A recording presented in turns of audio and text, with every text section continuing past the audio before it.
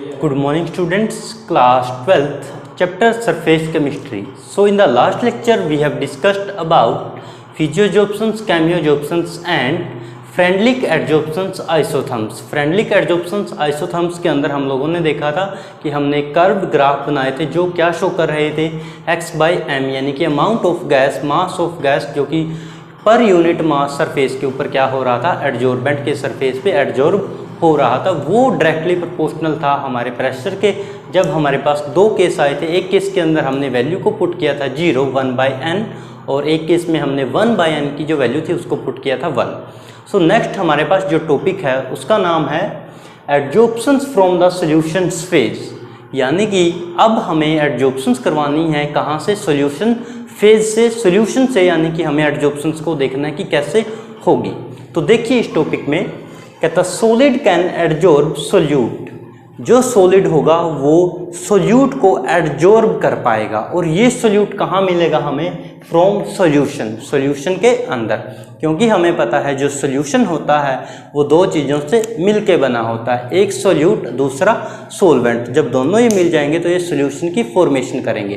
तो यहाँ पे बोल रहा है कि जो सॉलिड होगा कहता वो इस सॉल्यूशन में से क्या करेगा, सोल्यूट को एडजॉर्ब करेगा। फर्स्ट पॉइंट है हमारे पास ये एग्जाम्पल, जहाँ पे हम एग्जाम्पल लेंगे कि सॉल्यूशंस में से हम किसी सोल्यूट को एडजॉर्ब करवाएंगे हमारे सॉलिड के ऊपर। Solutions of the acetic acid plus charcoal, यानी कि हमने क्या ले लिया, एसिटिक एसिड का सॉल्यूशन। एसिटिक एसिड क्या होता है हमारे पास, CH3COOH, तो ये किस चीज़ का फॉर्मूला हो गया हमारा, एसिटिक एसिड का। हमने एसिटिक एसिड का सॉल्यूशन लिया है, इस सॉल्यूशन के अंदर हमने एडिशन कर दी है चारकोल की। तो ये चारकोल क्या करेगा, इस सॉल्यूशन की जो कंसंट्रेशन है उसको डिक्रीज कर देगा। उसको ये डिक्रीज क्यों करेगा, क्योंकि हमें पता है जो हमारा चारकोल है वो एडजॉर्प्शन पावर रखता है, तो यानी कि वो सॉल्यूशन को एडजॉर्ब कर लेगा सॉल्यूशन में से किसको, सोल्यूट के, और उसकी जो कंसंट्रेशन होगी वो क्या हो जाएगी, डिक्रीज हो जाएगी। तो क्या कहा कि जब solutions of acetic acid plus charcoal है तो वो हमारे पास सॉल्यूशन की जो कंसंट्रेशन है उसको डिक्रीज कर देगा, क्योंकि due to the charcoal adsorption, क्योंकि वहाँ पे जो चारकोल होगा वो एडजॉर्प्शन कर लेगा। सेकेंड हमारे पास एग्जाम्पल है litmus solution shaken with charcoal becomes colourless. हमारे पास कहता है एक सॉल्यूशन है जो कि किस चीज़ का है, लिटमस सॉल्यूशन। लिटमस सॉल्यूशन हम लोग लैब में यूज़ करते हैं, डाई वगैरह में यूज़ किया जाता है काफ़ी जगह।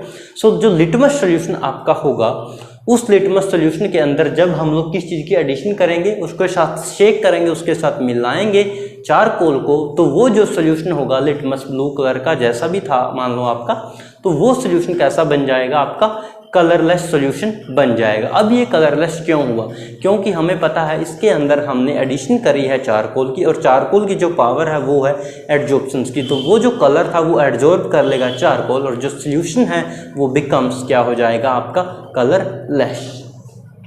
देन हमारे पास थर्ड एग्जाम्पल है the PPT of MgOH device.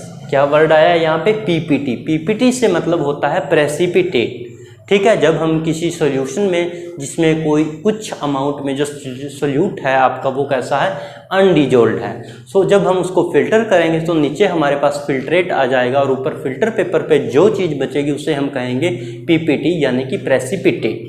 सो ये जो प्रेसिपिटेट है किस चीज़ के है हमारे पास, MgOH डिवाइस के, यानी कि मैग्नीशियम हाइड्रोक्साइड के हमारे पास पीपीटी है। ये कहता अटेन करेंगे blue colour when precipitated with the magneson reagent. In MgOH device का जो कलर है कहता वो ब्लू कलर हो जाएगा जब ये अटेन करेंगे क्या चीज़, मैग्नीसोन रिएजेंट के साथ जब इनको प्रेसिपिटेट करवाया जाएगा। तो ऐसा क्यों, अब इन्होंने ब्लू कलर क्यों लिया, क्योंकि जो हमारा मैग्नीसोन रिएजेंट है यहाँ पे वो एक्ट कर रहा है, ठीक है। सो ये इनके अंदर कलर आ जाएगा, जैसे इसके अंदर कलर गायब हुआ था और इसके अंदर जो कंसंट्रेशन थी वो डिक्रीज हुई थी। सो अब कहता है ये हमारे तीनों चीज़ कैसी थी, सॉल्यूशन के फेज थे, सॉल्यूशन था जहाँ पे कोई ना कोई चीज़ सॉल्यूशन की फॉर्म में यूज हुई थी। सो कहता है following observations in the case of the adsorptions from the solution. अब हमने जो सॉल्यूशन से एडजॉर्प्शंस करवाई है वहाँ से कहता हमारे पास कुछ ऑब्जर्वेशन निकल के आएगी, जिनके बेस के ऊपर हम इसको बताएंगे कि इसमें क्या चीज़ प्रेजेंट थी क्या नहीं थी। सो पहली जो ऑब्जर्वेशन निकल के आई, point A is extent of the adsorptions decrease with increase in temperature. जैसा कि हम लोग फेजियोजॉर्प्शंस और कैमियोजॉर्प्शंस में पढ़ा था कि जैसे जैसे हमारा एडजॉर्प्शन कहता डिक्रीज हो जाएगा, अगर आप लोग उस दौरान उसका जो टेम्परेचर है वो इंक्रीज कर देते हो इन द केस ऑफ फेजियोजॉर्प्शंस में, ठीक है। टेम्परेचर की वैल्यू अगर इंक्रीज हो रही है तो जो आपका एडजॉर्प्शन था वो डिक्रीज होता जाएगा। सेकंड हमारे पास है extent of adsorptions increase with increase in surface area. हम लोग पढ़ रहे हैं सरफेस केमिस्ट्री, सो ये एक सरफेस फिनोमिना है। जितना ज़्यादा किसी भी रिएक्शन को, किसी सॉल्यूट को, किसी भी गैस के मॉलिक्यूल को सरफेस मिलेगा एडजॉर्बेंट का जहाँ पे वो एडजॉर्ब हो सके, सो उतनी ही हमारा एडजॉर्प्शंस होगा, उतनी ही ज़्यादा वैल्यू आएगी।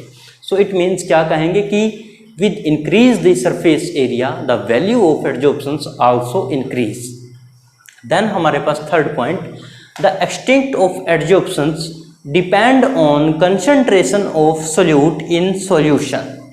कहता जो आपका एडजॉर्प्शन होगा सॉल्यूशन के केस में वो डिपेंड अपॉन करेगा कि सॉल्यूशन के अंदर कितने अमाउंट के अंदर हमने सॉल्यूट डाल रखा है। तो यानी कि ये डिपेंड अपॉन किसके ऊपर कर रहा है, सॉल्यूट की कंसंट्रेशन के ऊपर कि वो कितनी प्रेजेंट है किसी भी सॉल्यूशन के अंदर। देन हमारे पास fourth point, the extent of the adsorptions depend upon nature of adsorbate and adsorbent. यानी कि जो आपका एडजॉर्प्शंस है ये उस चीज़ के ऊपर भी डिपेंड अपॉन करेगा कि जो एडजॉर्बेट बाहर से मॉलिक्यूल आए हैं गैस के या जिस भी चीज़ के, सोल्यूट के आए हैं, क्योंकि इस बार हम सोल्यूशन का केस कर रहे हैं। सोल्यूट के जो मॉलिक्यूल आए हैं वो कहाँ पे आए हैं, सॉल्वेंट के सरफेस पे, यानी कि सोल्यूशन के अंदर जो आपका एक्ट कर रहा है एडजॉर्बेंट की तरह। तो कहता क्या होगा, ये उन दोनों की नेचर के ऊपर डिपेंड अपॉन करेगा कि एडजॉर्प्शन कितना होगा और कितना नहीं होगा, ठीक है। यानी कि दोनों की नेचर के ऊपर भी एडजॉर्प्शन डिपेंड अपॉन करेगा। क्या देखा हमने अभी तक, एक बार फटाफट इसको देखिए कि एडजॉर्प्शन देखना है सॉल्यूशन के केस से। जो सॉलिड होता है वो सॉल्यूशन में से सॉल्यूट को क्या कर सकता है, एडजॉर्ब कर सकता है। एग्जांपल के अंदर हम लोगों ने देखा था एसिटिक एसिड के अंदर हम लोगों ने चारकोल को मिलाया था, तो क्या हो गया था, उसकी जो कंसंट्रेशन थी सॉल्यूशन की वो डिक्रीज हो गई थी। सेकंड केस के अंदर हम लोगों ने देखा कि जो लिटमस सॉल्यूशन था वो कैसा बन गया था, कलरलेस, क्योंकि चारकोल ने जो उसका कलर था वो एडजॉर्ब कर लिया था। थर्ड केस के अंदर हम लोगों ने मैग्नीशियम हाइड्रोक्साइड को देखा कि जब उसको प्रेसिपिटेट करवाते हैं मैग्नीसोन रिएजेंट के साथ तो कहता वो क्या हो जाता है, ब्लू कलर को अटेन कर लेता है, सॉरी वो प्रेसिपिटेट कलर आ जाते हैं ब्लू कलर के। अब इनके बेस के ऊपर हम लोग कुछ फॉलोइंग ऑब्जर्वेशन आई थी जो कि सॉल्यूशन के केस में से पहले ये था कि एडजॉर्प्शन डिक्रीज होगा अगर आप टेम्परेचर इंक्रीज करोगे। दूसरा ये था कि एडजॉर्प्शन इंक्रीज होगा अगर आप सरफेस एरिया को भी इंक्रीज करोगे। थर्ड हमारे पास है कि ये डिपेंड अपॉन करेगा कंसंट्रेशन ऑफ सोल्यूट के ऊपर, किसकी सोल्यूट, यानी कि जो सोल्यूशन के अंदर प्रेजेंट है। फोर्थ हमारे पास है कि नेचर ऑफ एडजॉर्बेट और एडजॉर्बेंट के ऊपर ये क्या करेगा, डिपेंड अपॉन करेगा। नाउ इसके बाद the Freundlichs describe the behavior of the adsorptions from the solutions with a difference that instead pressure concentrations of solution taken। क्या कहा इन्होंने, लास्ट टॉपिक के अंदर हम लोगों ने जो देखा था फ्रेंडलिक एडजॉर्प्शंस आइसोथर्म्स, वो हालांकि सॉलिड का केस नहीं था, गैसियस का केस था। यहाँ पे हम लोगों ने बात की है सॉल्यूशन की, तो यानी कि जो सॉल्यूट है सॉल्यूशन के अंदर उसको हमने एडजॉर्ब करवाना है। तो फ्रेंडलिक ने इसके बारे में क्या कहा कि आप लोगों ने जो लास्ट टॉपिक देखा था, कहता उसके अंदर भी हमने एडजॉर्प्शन की प्रक्रिया देखी थी, प्रोसेस देखी थी। तो कहता उसके अंदर हम लोगों ने एक एम्पिरिकल रिलेशनशिप पढ़ा था किस किस के बीच में, कि x/m is equal to k into p की पावर 1/n का। यानी कि x/m का क्या था आपका, x/m था आपका, x का मतलब था मास ऑफ गैस, m था मास ऑफ एडजॉर्बेंट, k आपका कांस्टेंट था, p आपका प्रेशर था और 1/n भी आपका कांस्टेंट था। तो यानी कि ये एक एम्पिरिकल रिलेशनशिप था जो गैस बाहर से आई एडजॉर्बेंट के सरफेस के ऊपर कि वो कितनी एडजॉर्ब हो रही है और वहाँ पे प्रेशर कैसे उनको डिटरमाइन कर रहा है। सो कहता सॉल्यूशन के केस के अंदर भी फ्रेंडलिक ने ऐसा ही कहा, लेकिन प्रेशर की जगह पे उन्होंने क्या कर दिया, इंस्टीड ऑफ द प्रेशर उन्होंने क्या ली है इस बार, concentration of solution, concentration of solution उन्होंने ली है। तो कहता क्या होगा, एम्पिरिकल जो रिलेशनशिप था वो सेम रहेगा, सिर्फ वहाँ पे प्रेशर को हम रिप्लेस कर देंगे किससे, कंसंट्रेशन से। तो हमारे पास जो फॉर्मूला था वो क्या था कि x/m is equal to k into p की पावर 1/n। ये किसके केस के अंदर था, लास्ट केस के अंदर, जहां पे हमने पढ़ा था फ्रेंडलिक एडजॉर्प्शंस आइसोथर्म। अब हम पढ़ रहे हैं सॉल्यूशन का केस, तो यहाँ पे प्रेशर को अब हम रिप्लेस कर देंगे किससे, इसकी कंसंट्रेशन से, यानी कि C हम रिप्रेजेंट कर रहे हैं यहाँ पे कंसंट्रेशन के लिए, जो कौन सी कंसंट्रेशन है आपकी, इक्विलिब्रियम कंसंट्रेशन। सो कहता x/m is equal to k into c की पावर क्या हो जाएगी, 1/n हो जाएगी, यानी कि प्रेशर को सिर्फ रिप्लेस किया, बाकी चीज सेम। अब हमें क्या करना है, टेकिंग लॉग, दोनों साइड हम इक्वेशन के लॉग लेंगे, तो क्या होगा, log x/m is equal to log k plus 1/n log c। log x/m same log k plus power जो थी c की, उसको हम क्या करेंगे, पावर जब log में लेते हैं तो पावर आगे आ जाएगी, यानी कि 1/n log c।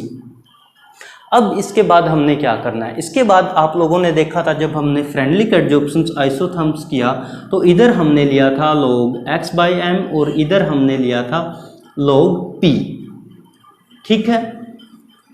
फिर हम लोगों ने देखा था कि हमने एक ग्राफ बनाया था जहाँ पे ये जगह हमारी खाली थी और यहाँ से ग्राफ जो था वो स्ट्रेट लाइन शो हो रहा था। फिर हमने यहाँ पे एक ट्रायंगल बनाया था जिसमें इस साइड को हमने A माना था और इसको हमने B माना था, और इस स्ट्रेट लाइन में और इस B के अंदर कुछ ना एंगल था, वो था आपका Q। फिर हमने कहा था कि ये जो है आपकी ये स्लोप है, जिसे हम क्या कहेंगे, log K कहेंगे। इंटरसेप्ट, ये आपका इंटरसेप्ट है, ठीक है। इसके बाद हमने कहा था कि चलो ये तो ठीक है, देन हमारे पास क्या हुआ था, ये हमने ग्राफ किसके बेस के ऊपर बनाया, इनके ग्राफ के बेस के ऊपर। इन्होंने कहा कि अगर आपका ये जो ग्राफ है सॉल्यूशन के केस के अंदर भी क्या हो जाता है, सेम आ जाता है जैसा कि आपके पास किसके पास आया था, गैसियस सिस्टम के अंदर आया था। तो इसका मतलब हम कह सकते हैं कि हमारी जो इक्वेशन थी, हमारा जो एम्पिरिकल फॉर्मूला था, वहाँ प्रेशर को हटा के हम क्या कर सकते हैं कि वहाँ पे कंसंट्रेशन डाल के हम सेम रिजल्ट को ऑब्जर्व कर सकते हैं। इसके साथ साथ आप लोगों ने जो दूसरा डायग्राम देखा था उसमें हमने क्या किया था, लाइक हम यहीं पे बना देते हैं, चलिए। उसमें क्या था कि आपकी एक ऐसे आ रही थी, दूसरी यहाँ पे और थर्ड यहाँ पे, और इनके पास क्या था, अलग अलग यहाँ पे टेम्परेचर था, किसी में 193, 243, 277, इस तरीके से हमारे पास केल्विन था। अलग अलग यहाँ पे जो हमने ये टेम्परेचर लिया था केल्विन के अंदर, तो ये कहता जो दोनों ग्राफ है आपके, ये दोनों ग्राफ आपके सॉल्यूशन के केस में क्या रहेंगे, सेम रहेंगे, क्योंकि सिर्फ हम प्रेशर को यहाँ पे रिप्लेस कर देंगे उसकी कंसंट्रेशन से, क्योंकि हम लोग सॉल्यूशन के केस में कंसंट्रेशन को लेते हैं ना कि प्रेशर को। प्रेशर हमने लिया था तब जब हमने गैसियस केस को कंसिडर किया था। तो यहाँ आने के बाद कहते हैं कि जो फ्रेंडलिक के रिलेशनशिप थे, जो फ्रेंडलिक की जितनी भी एम्पिरिकल फॉर्मूले थे, वो सारे सॉल्यूशन के केस में भी अप्लाई हो रहे थे, और उन दोनों के जो रिजल्ट है वो सेम आ रहे थे। सेम हमारे पास जो कर्व रिलेशन था वो सेम आया था, सेम हमारे पास जो लॉग का ग्राफ था वो सेम आया था, बस हमारा जो डिफरेंस था वो P की जगह पे किस चीज़ का था, C का था। तो ये आपके पास टॉपिक हो जाता है एडजॉर्प्शंस फ्रॉम सॉल्यूशन फेज। ये आपका कंप्लीट टॉपिक यहाँ पे हो जाता है, आप इसको नोट कीजिए एक बार।